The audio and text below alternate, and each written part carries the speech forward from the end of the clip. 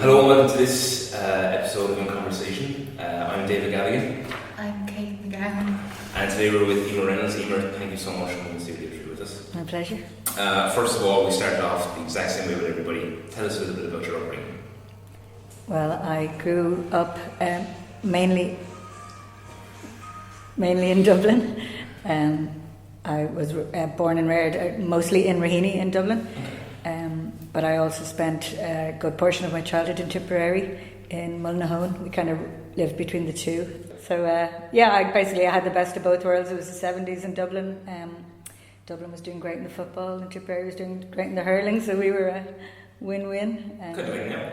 Pretty much, until last Sunday. Until last Sunday, yeah. And so I grew up in between the two, city life and very idyllic rural life. I had three sisters and my mother died when we were very small, which is the reason why we were, splitting our life between Dublin and Tipperary. So happy childhood, apart from knowing grief quite young, but. So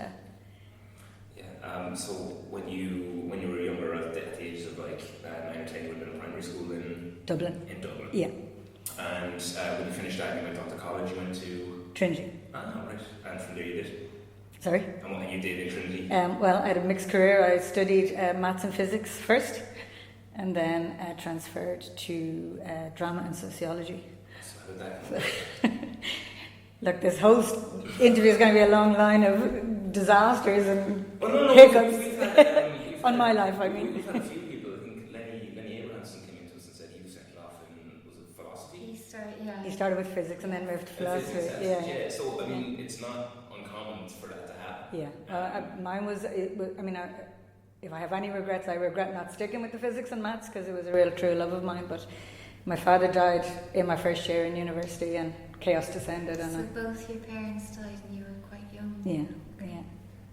So It must have been pretty tough. it's pretty tough, but it's good learning about life and probably make you And how many siblings did you I have three sisters, including a twin. Oh, really? Yeah. Identical? No. Okay. Quite different, but we're all very close. Okay. And what does she want to do?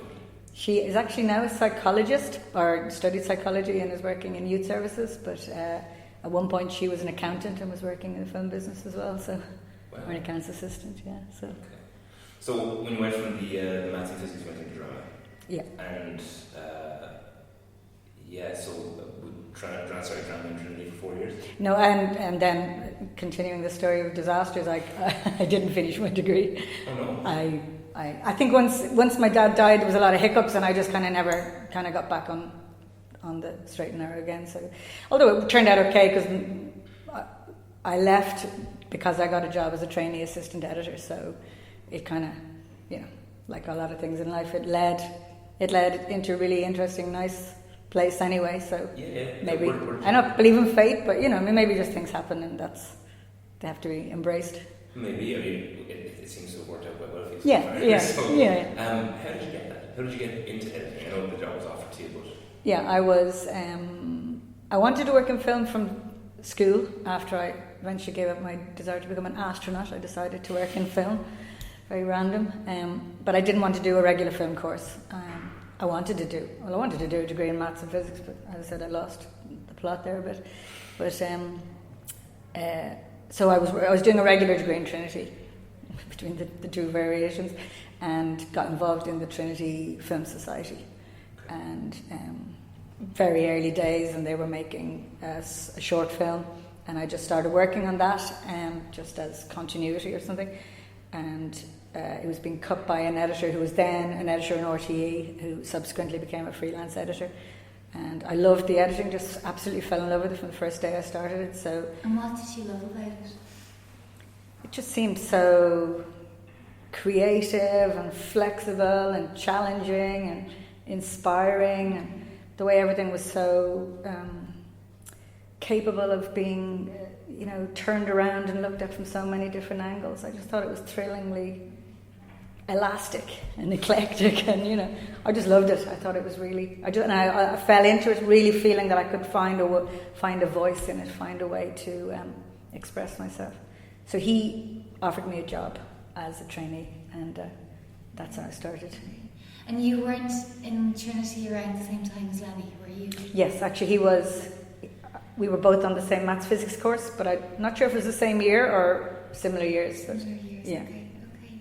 But I didn't really know him in Trinity, no. Trinity's kind of, like, I knew the people in Players, that's the Theatre Society, and I knew the people in Film Base, and I knew the Film Society, and the Science Fiction Society, and the Maths Department, but you actually kind of don't meet people in other courses, or at least I didn't. Well, that's crazy that Lenny and yourself would have been at the same time. And it was also like Ed Guiney was there as well, That's and right, Richard yeah. Cook, and Alan Gilson, and It's quite a mix. yeah.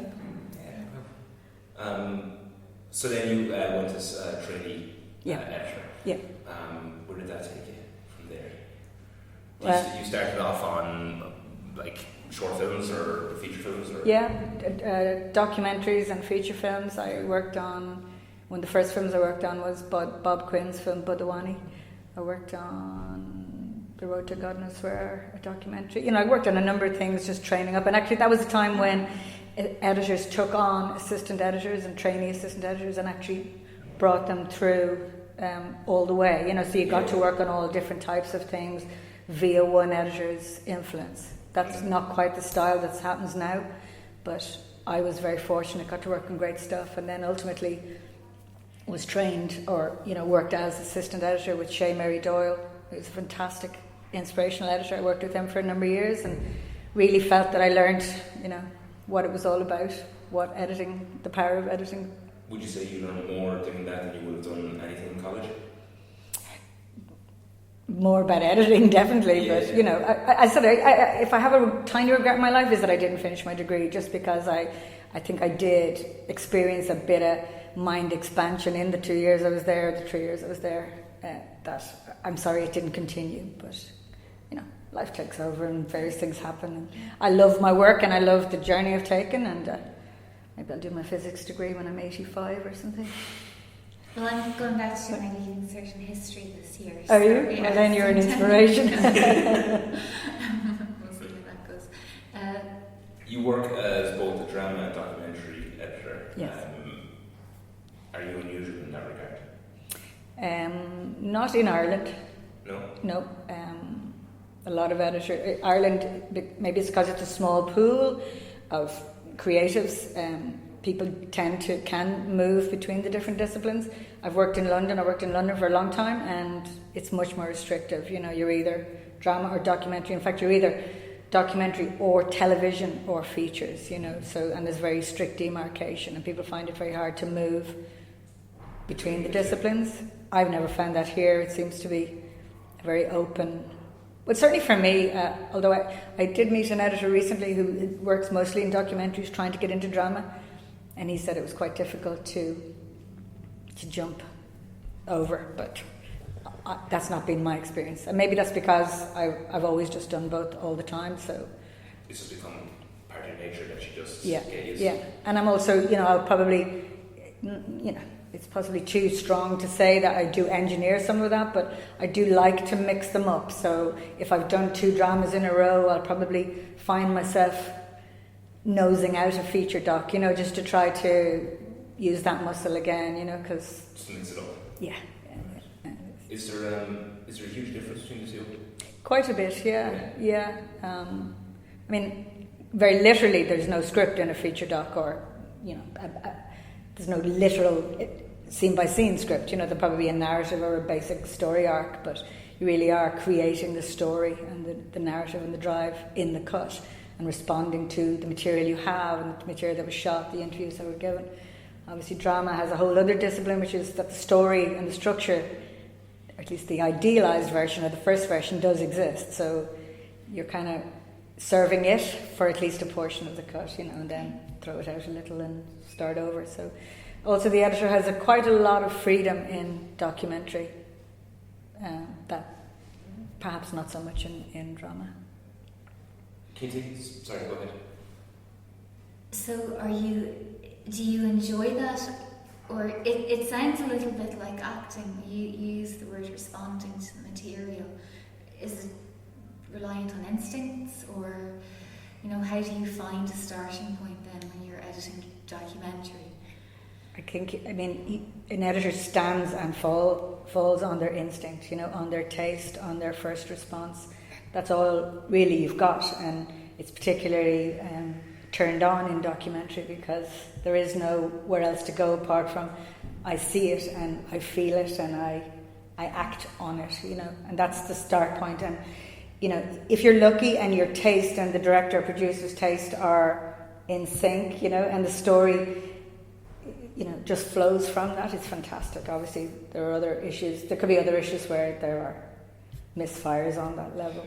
And does a conversation happen generally with the director as to what he is looking for? Is that your starting point? Yeah, like some, certainly in feature documentaries there can be a range of them, obdocs, which is the observational documentary style, that you don't necessarily have a lot of conversations about that because you really are just mining the material that you get, and trying to find the story in there and the best use of it or the best way to tell it, so it's very hands-on, everyone there trying to react to it in the immediacy of it.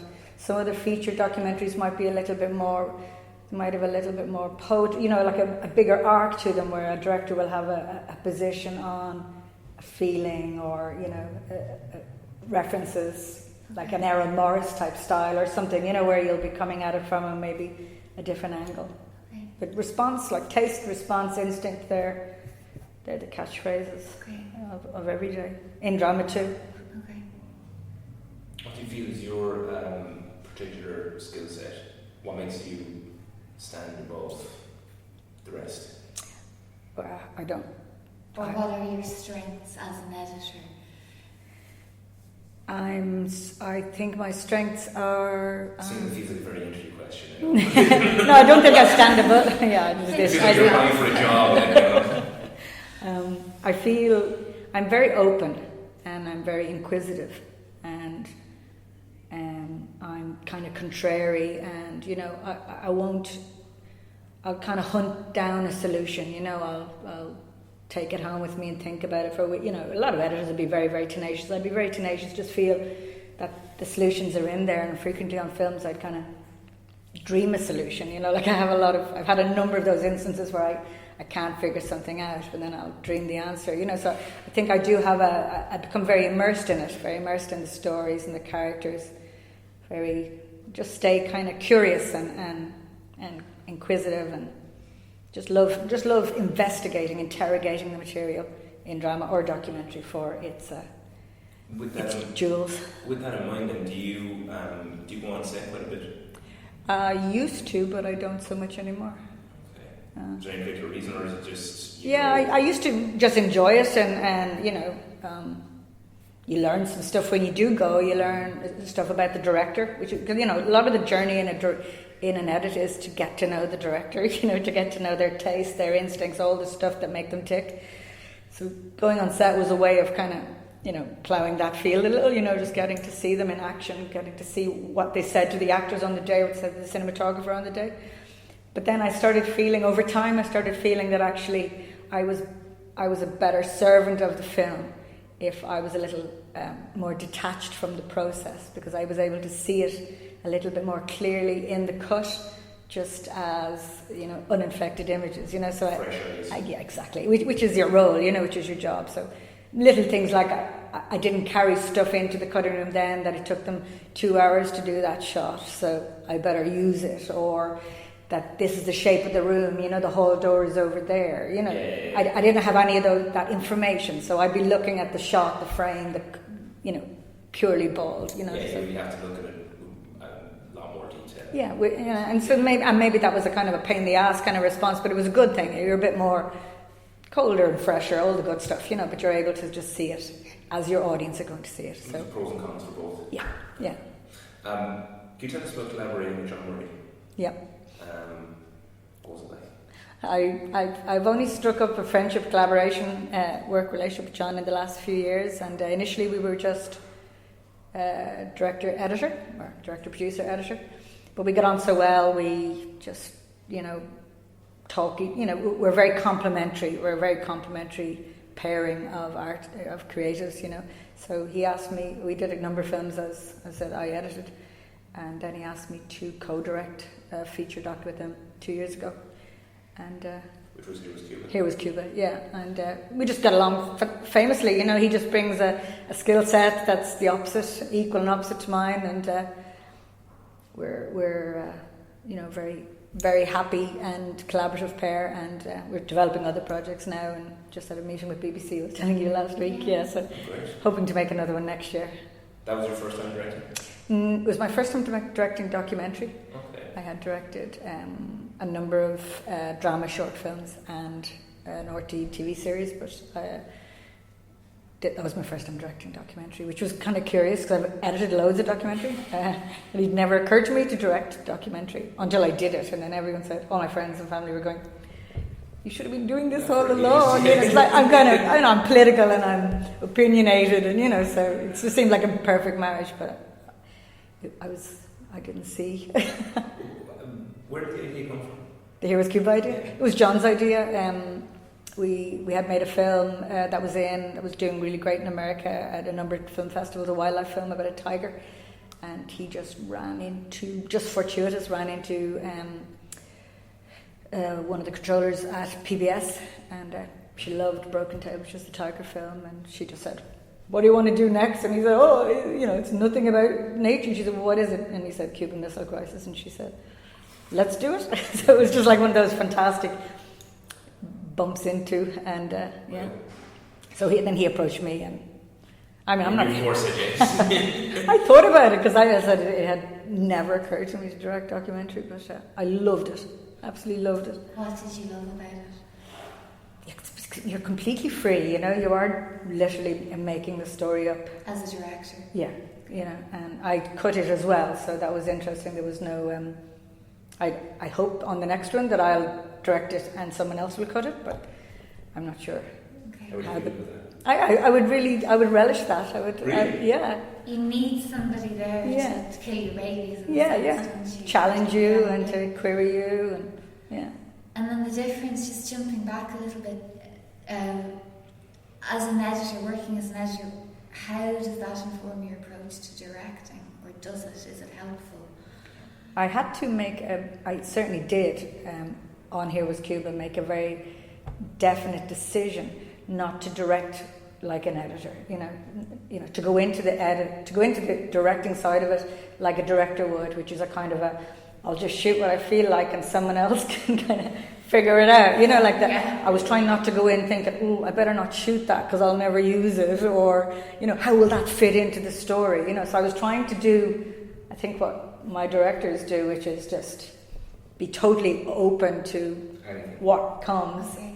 So that's how it informed it in a good way. Mm-hmm. I'd say on the other side of it, then we were shooting and editing simultaneously, or at least, you know, we'd shoot a bit, cut a bit, shoot a bit, and so then the edit was informing the shooting in a really nice way. You know, that I was learning a lot when I was cutting what I'd already shot, Yeah. and informing the next pass, the next phase of the shoot. Okay. Yeah.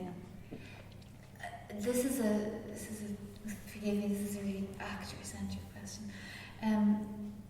You hear of directors who shoot like loads of takes, or just 3 takes, or what for you is better as an editor? You know, is it if you get a mass of one scene, is that really hard to kind of? Look, you know, loads of material, loads of coverage is fantastic. Okay. If you've got the time. Okay, yeah. To go through it, And is that reliant on budget then? Yeah, you know, and documentaries and drama are both the same. Loads of coverage, loads of options, loads of things to both see them, take them all in, absorb them, try them out. It's only wonderful if you've got that time to do that. If you don't have the time, either, you know, in the shoot. So, for example, on documentary, somebody asked me to cut something a few years ago. And there was like a 6-week cut, which is very short for a feature documentary, and they had shot for 6 months on DV, you know, they had 1 million tapes, and I said, "Oh, well, but I won't even have enough time to view the tapes, never mind edit." And he said, "Oh, don't worry, I'll tell you where all the good bits are." And then I said, "But then why do you need me? You know, I'm actually the only use I'll be to you is if I've seen everything, I've absorbed everything, and I can actually work as a second voice, a second narrative, driving, coming up with solutions from material I've seen. So time is the essence. And actually editing, a lot of people don't realise this, but editing is just a function of time. If you do get to cut something for a long time, it really will yield goodies that you didn't see 10 weeks earlier, And on average, how long would you have for a feature documentary or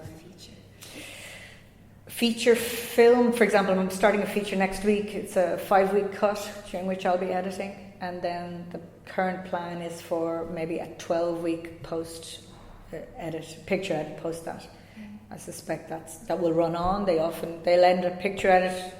Post-production could be anything from 12 to 20 weeks, depending on if you're doing test screenings, pickups, have narrative problems, all that, so. And where do you do that work? Where do you work?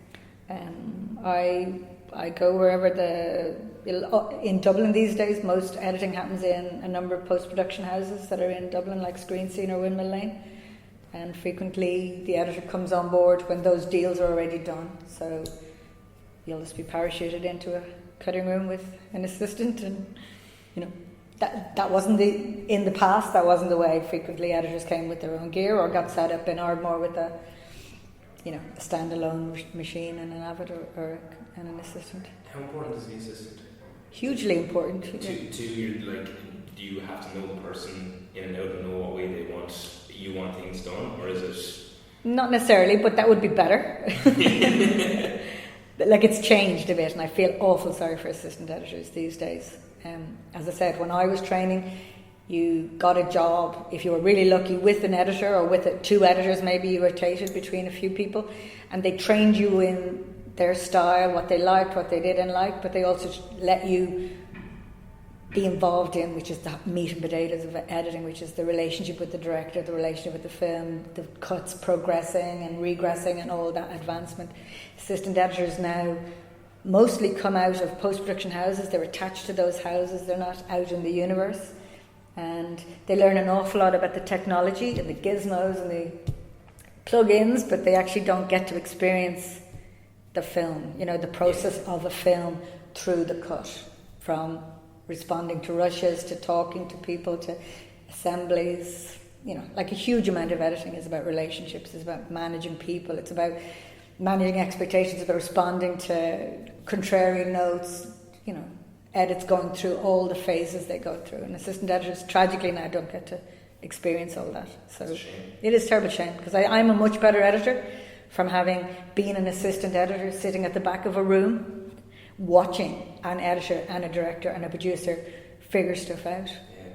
Not only the material, but their relationships to each other, how to pick up on everything. Exactly, I saw it all, and it's all informs how I work now and how I'm able to, because things don't always go smoothly. Sometimes there are different ways of seeing things, when you're trying to, like anyone, you're trying to manage those situations without conflict or tears.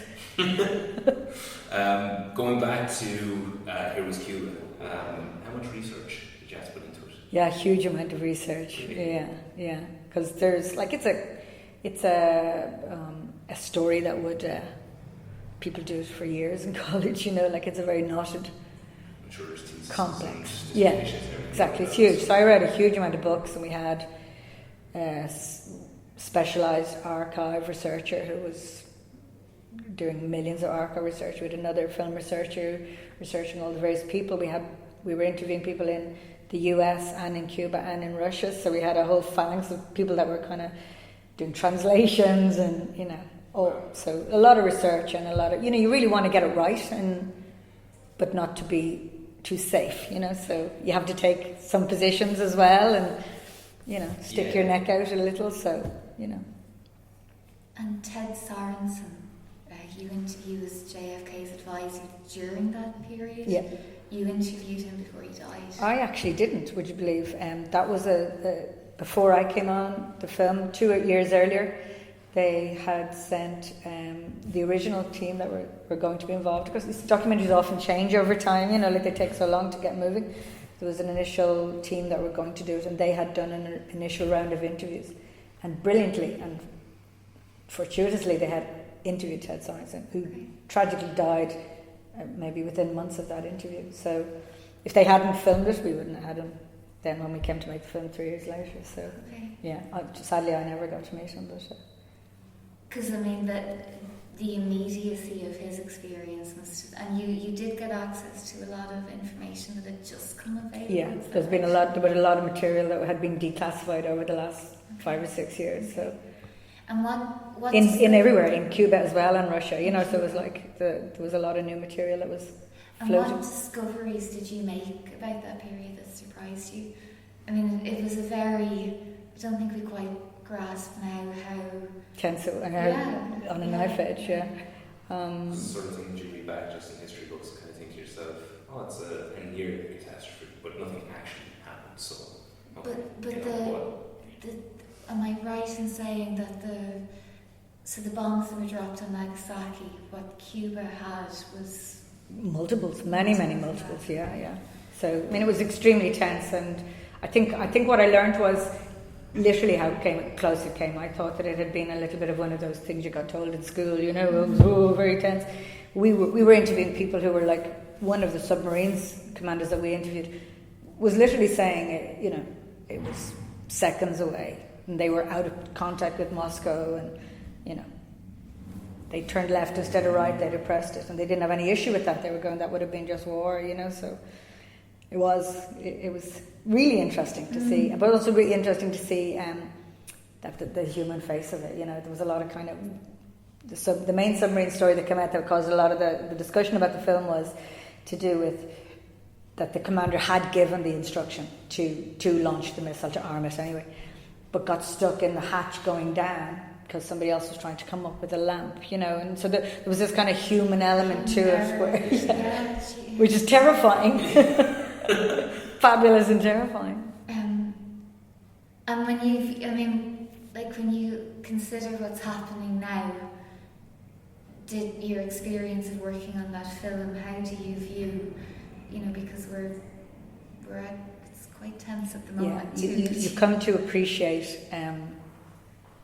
the human element, you know, that if it hadn't been Kennedy, if it hadn't been Khrushchev, you know, I think there would have been different personalities standing there. Okay. It would have gone a different way. Kennedy had the Bay of Pigs. Sorry, this is very complicated. I'm sure it's overly detailed historically, but the Bay of Pigs had been only a year earlier, and Kennedy had lost all trust in the military, and they in him. So a year later, then when the Cuban Missile Crisis was kicking off, there was a lot of, you know, they weren't listening to each other. Yeah. Whereas perhaps a different president had been, the military were like, blitz it, bomb it, set it on fire, you know. So another president who hadn't been through that a year earlier, you know, perhaps in the positive, Kennedy was extremely open, but in the negative, it might have been an alpha male response to what had gone on, you know. So it does make you think about people, you know, that do you want George Bush with his finger on that button at this moment in time, or would you want Obama, or, you know, whoever, you know. Yeah. You do realise that element. Yeah. Well, it's crazy from what you said, that it's just, there's so many small tiny variables in it that could have just, I suppose, drastically nearly changed the world as the way we see it now, if somebody just went left instead of right or something. And one of the stories in it, which is one of my favourite scenes in the film, was totally unrelated. A guy had gone up to measure some radiations in the atmosphere, you know, and he hadn't gotten the memo or whatever not to go up, you know, and he wandered into Soviet airspace, and the Soviets launched all their MiGs to take him out, you know, and he just about made it back over into Alaskan airspace before they caught up with him. And it was just literally an error, you know, a stupidity, you know, and could have all gone off. And I think Kennedy made that famous line about, there's always one son of a bitch who doesn't get the word, you know. So it was that kind of feeling of, God, you know. It was that good. And actually, it was amazing. Literally with them, yeah. Because I showed the film at a film festival or at a university screening in Cork, and all the historians I met down there, they were just entertaining me for hours afterwards over cheap wine about you know, all the near misses in history, and I was white. I couldn't sleep when I went home. The challenges in working as a freelance creative in the film industry. What are the challenges? Quite apart from feeling every job finishes, you'll never work again, so how'll I pay my mortgage? I think that's art in general. What are the challenges?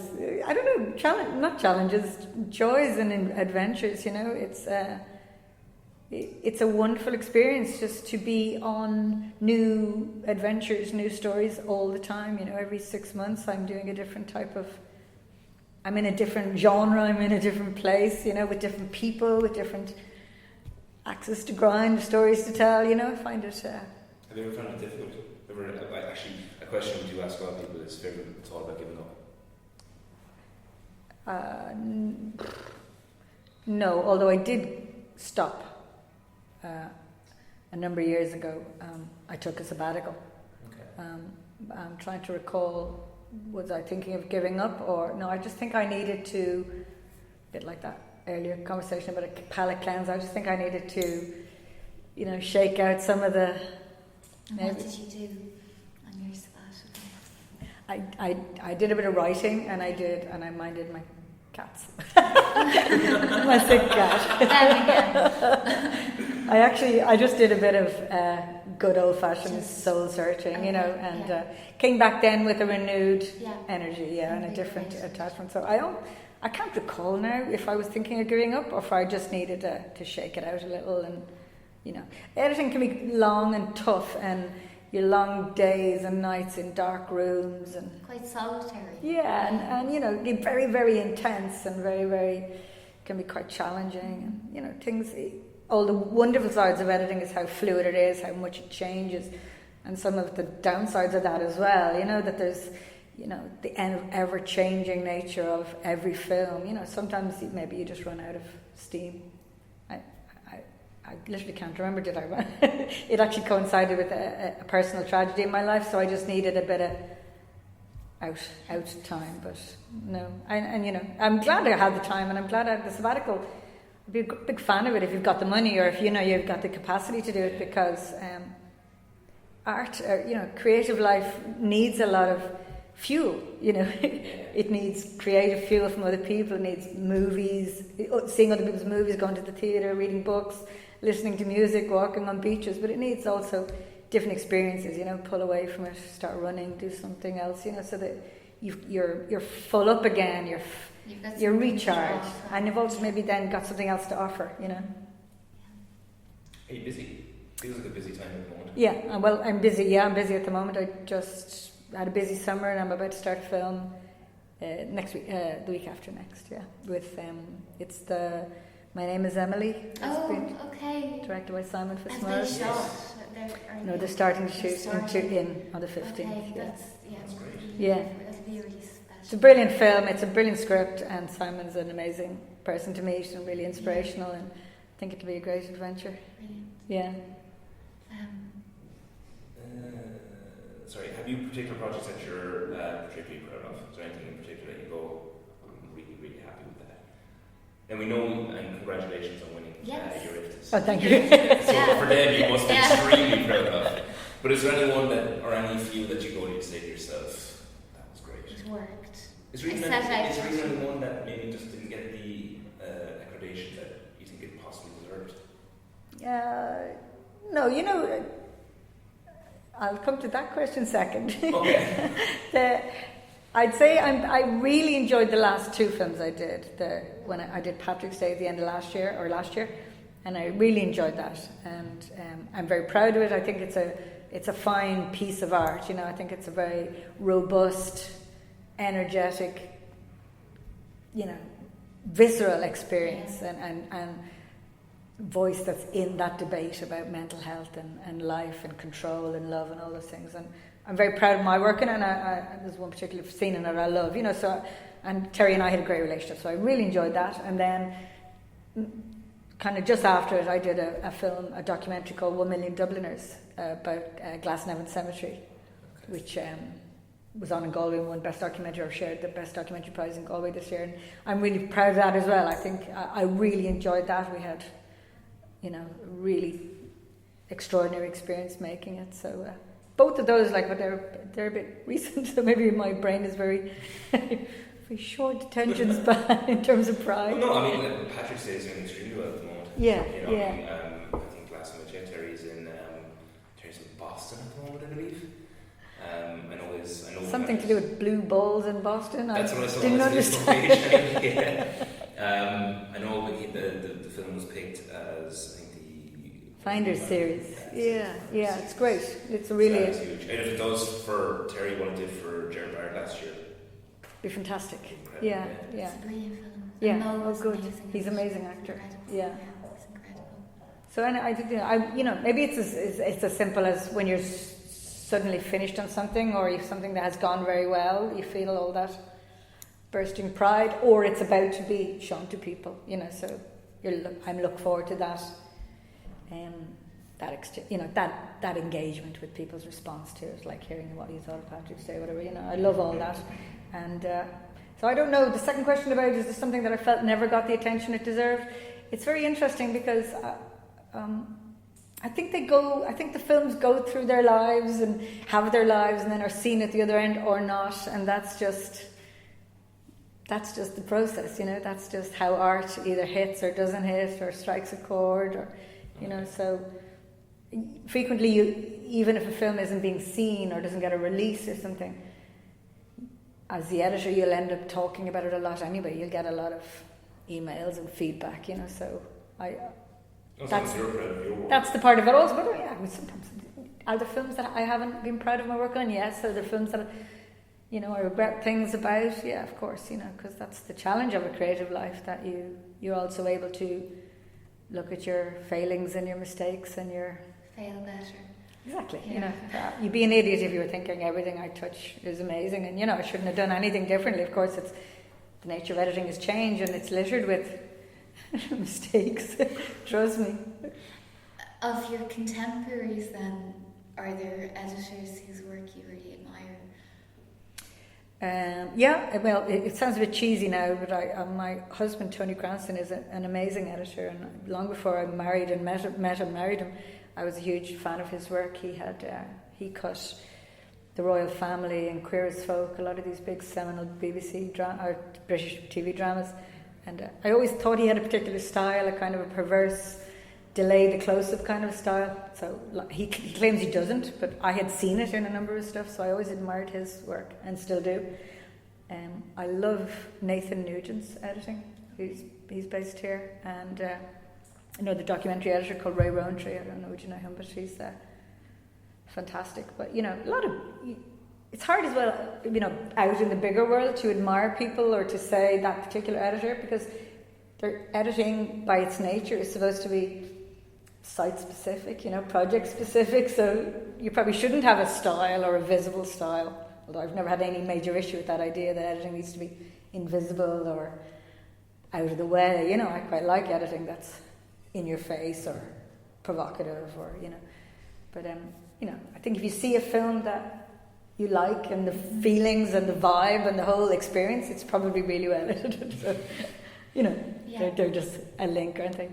Although, as I said, I saw that film last week. It was terribly badly cut, and it didn't matter at all. I also saw a drama last week. I don't know if you've seen it, Locke. Oh yeah. I thought it was very badly edited as well, but it didn't matter at all. I just loved the story, loved the character, so editing doesn't matter. No, absolutely not. Actually, I saw a lot. Editing might matter, and doesn't matter all the same time. The editing for me in the film, I don't think came in, but the story was great. The story was very good. Isn't it interesting? Just carry the film. Yeah. I won't say on his own because he's not on his own, but don't give it away. Yeah. But no, he's great in that. Your biggest influences, which you've already gone through. Have you ever collaborated with your husband? No, but I'd like to try and track him down to cut my Voyager project if he was agreeable. My Voyager project is the documentary that we're hoping to make next about the Voyager space probes.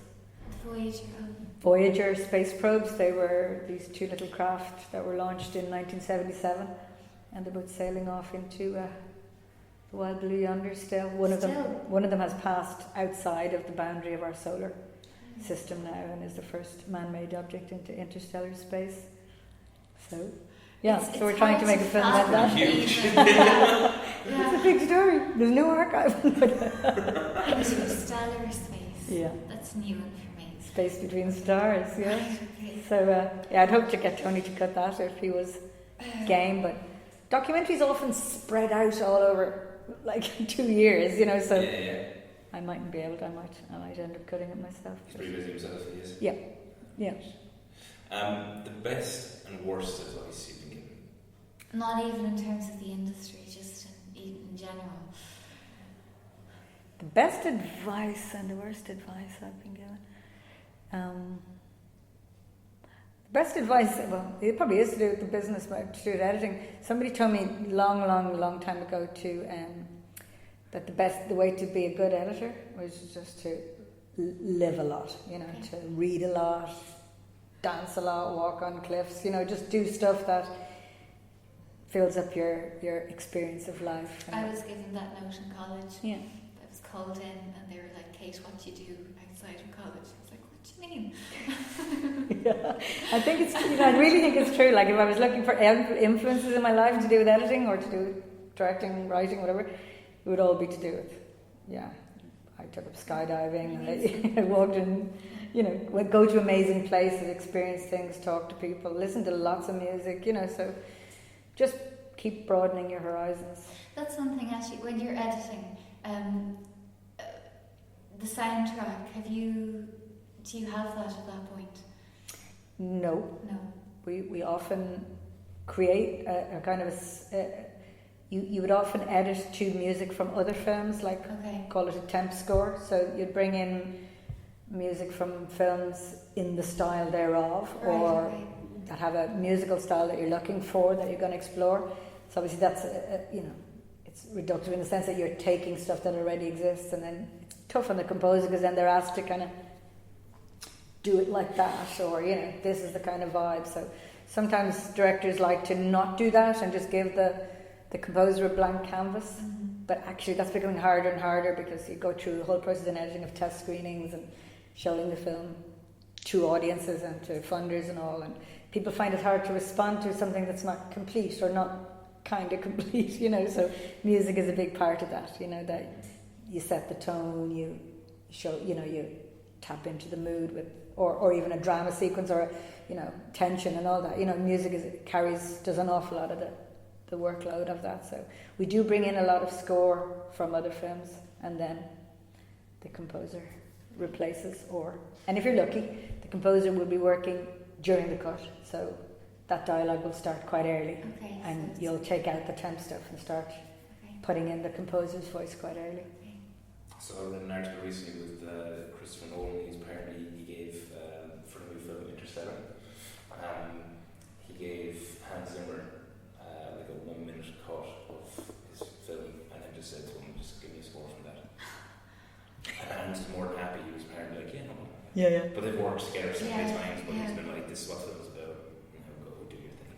My ideal would be to have the music before ever, because I just think then you'll make a finer film, but like the composer that I normally work with kind of laughs and says, what do I do, like a fast bit and a slow bit and a moody bit, you know, a tense bit, and, you know, so it's kind of, it's ridiculous because I suppose it is going to be funny you should say scene that, because specific. I mean, I think you know, a lot of people, whenever you talk to people though, when they listen to music or songs, that they imagine a certain moment or a certain thing in time. So I imagine that that's why we're asking, is that if, you know, you're given the soundtrack beforehand, because as an editor you could go, right, with that music, it absolutely inspires where you might spring to. Yeah. I would love it, although I remember Lance Daly saying, I think it was Lance, saying that he thought that if you had the score initially, that you'd be tired of it by the time you finished the cut. You know, you wouldn't be hearing it as a fresh, with fresh ears, you know, that you'd have gone through your phase of loving it and out the other end into, it's all so old, you know. So it's interesting. I don't actually know the answer, and I've never had the experience of having the score before, or rarely even during, you know. Often the poor composer's doing it after picture lock, which is with a ticking clock and a score that already exists. You know, you've used the soundtrack from Moon and the soundtrack from, you know, all these amazing things, and the composer has to ape it or be as good as that or better. Which would be incredibly tough. Yeah. Oh, God. Your worst. Sorry, go ahead. Your worst advice. I can't think of that. Oh, I don't. Worst advice. It's funny, we ask people these questions and then you're like, God, if I had to answer that. Oh, Well, it takes just as much time as well, because you really want to think about that. God. Because people will go, I don't know what the worst advice is, but I haven't given some pretty crappy advice. So, you know, trying to figure out what was the worst thing. Oh, I couldn't. Buying my house. Ask me. No, I couldn't. Buying my house at the height of the boom.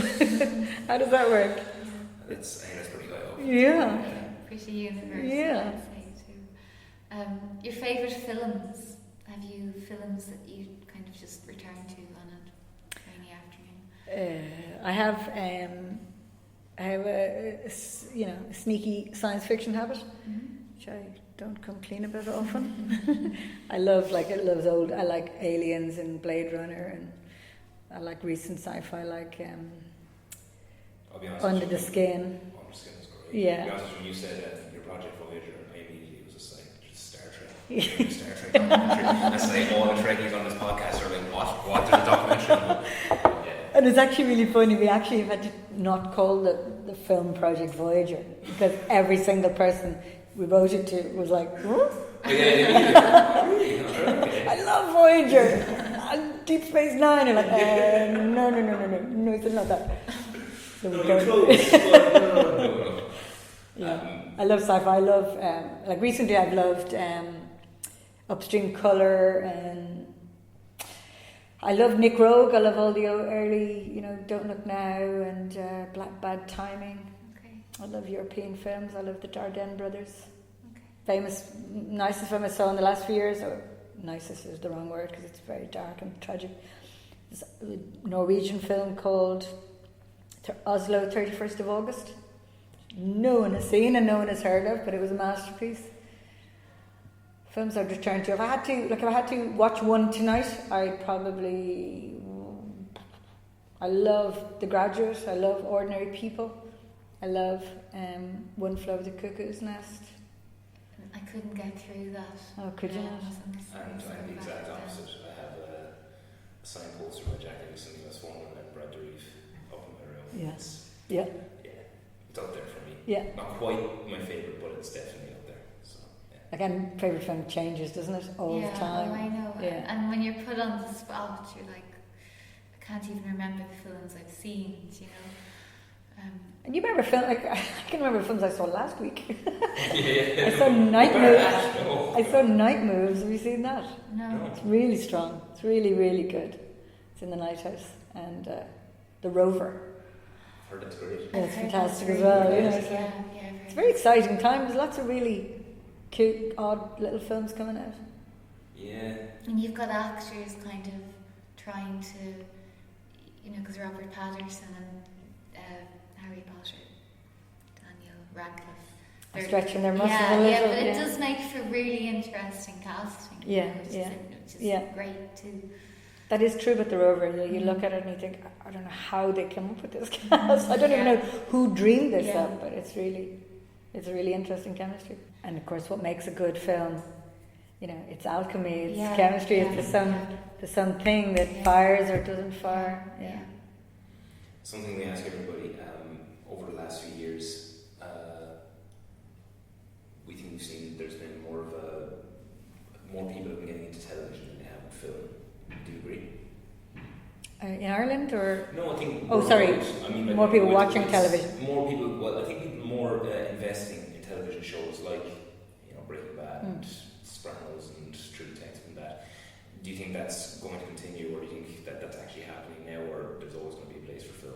I think, you know, I think what people are attracted to in terms of, let's say, Breaking Bad or True Detective is they're liking the story playing out over a long scale, you know, that maybe I know film can have a big story, big scale, but actually the idea of something you're returning to the well over and over again over 2 or 3 years, I think certainly that's what I like about those big dramas, you know, The Wire, you know, stuff that, so there's a lot to be mined, there's a lot to be learned, there's a lot to be explored over time in your life. Film is a different type of experience, isn't it? It's a more densely packed explosion. I think film's biggest challenge is to do with cinema. Like, people aren't going to the cinema. When they go, they want those kind of big explosion type movies, you know, that are just kind of these visceral, gamey kind of events, as opposed to, like, we went to see something in the Lighthouse about 2 weeks ago, and we were the only 2 people in the cinema. It was like a 6 o'clock showing on a Wednesday, you know. So no, it wasn't a good film. So maybe that was the reason that people aren't going, you know, and so maybe film has to do some other work to do with what that's about, you know, because... And I think it's, you know, audiences and people in general have to meet them halfway, you know. We have become very home-centred in our... Yeah, we're just ourselves and our iPhone, and, you know, we don't need community, I think that, the fact that most people have 40, 42-inch televisions now with surround sound, they have some experience in their own home, and if they're lucky enough, somebody will have pirated a DVD that they can throw on the internet and anyone can download for free. Yeah, so they don't need to go to the cinema. Yeah. What if they had Brown Thomas give free vouchers? Win a car, I don't know. Find some way to lure me. Any way to get them in. Well, I suppose that's the only way 3D has been brought back as well. It's all gimmicks, isn't it, and stuff, Yeah, just let me watch the film. Yeah. I'm not taking against it. See something like Gravity. Gravity is incredible. 3D works so well, but I could really just take it or leave it. Yeah. You know? The Gravity's the only film I've ever seen in 3D. The only film? Yeah. You picked the right one. Yeah. It is great. Well, I was in space, wasn't I? I just felt like I was in space for an hour. I was like, what's not to love? But it is great. In 3D it is. It's amazing. But it's one of those films, I mean, even I've said to people, it's not really one of those films you can watch on television. No. You really have to go to cinema and immerse yourself in that and be there with the massive surround sound stuff. But people are like, yeah, it's about a film. But it's a good point that you make, that people's experience at home, the screens are so big and people are tapping the 5 speakers all over their house, you know, so that the people are, I suppose, getting that experience of noise and depth and size.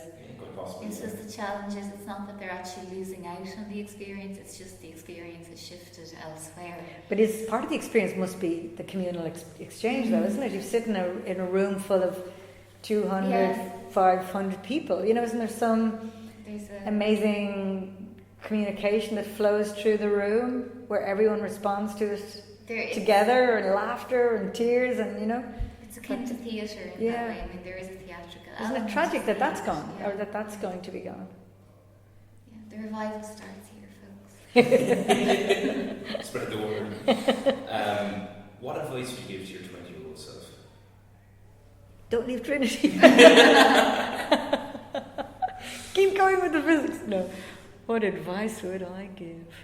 Look, you know... Do you think you would have still gotten into the editing if you had... Yes, well, I'd like to think I'd have found my way into editing. I didn't know what part of film I was destined for or interested in when I was in Trinity, so it was a nice skip up in a jump that led me to editing, but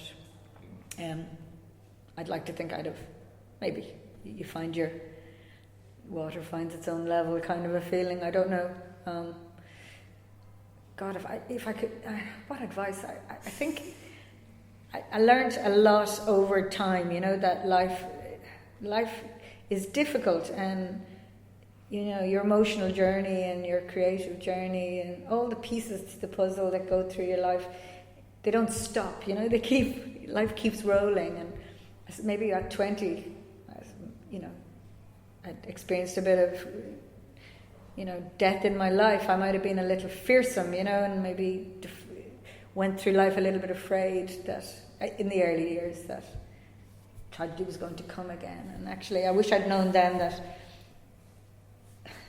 it sounds so dramatic, not that tragedy will keep coming, but that life keeps coming in all its colours, you know, the the ups, the downs, the blows, the challenges, the criticism, the joys, the awards. It all keeps going and keeps rolling on and on and on. You know, so I would have said to my 20-year-old self, just jump on and, you know, get a good foothold and ride it, you know, because it's just going to just fling you around. But that's what it is, you know. That's what life is going to go like, both your actual personal life and your work life, you know. There's not going to be a moment when it lands. My friend, one of my good friends, turned 50 a couple of months, last year. She said she had to take to the bed in the afternoon because she got a call from her 80-year-old auntie. And her 80-year-old auntie said to her, you know, it's all downhill from here. and she had to go to bed because she was going, oh, actually, I thought my auntie was going to say, it's amazing. It's just fantastic from now on, you know. So she was really depressed. We all spent about months discussing it, you know, because I think our auntie was wrong. I actually think we already know how it's going to go because it's been going like this now for 20 years, and it's going to keep going like that, you know. And you're going to keep getting blindsided by things that you didn't expect. It's not what life throws at you; it's how you respond to it. Yeah, you rise to meet it. Yeah. Philip Crawley, the Irish Times theatre critic, he's finished his column. He's done a regular column in the Times every Friday for the past 8 years, and very obliquely and very modestly, he kind of indicated last week was his last. But he ended the thing he had quoted. It was a lovely paragraph, but the very last line in it was that every exit is an entrance somewhere else, which is a lovely way of looking at it. It really is. It really is. So, Peter, if you're listening. What do you love about what you do? I love that it's different every day, and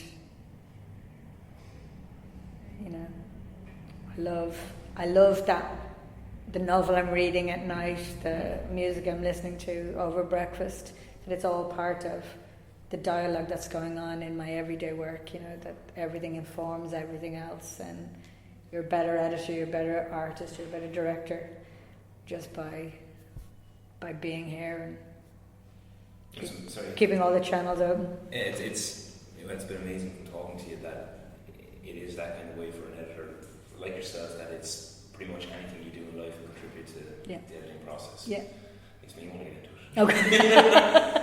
Just need to start having an exciting life. If he's having an exciting life, then I that's think, the thing, that's massive. Yeah. Thank you so much. Yeah, thank you so much. My pleasure. Thank you for having me.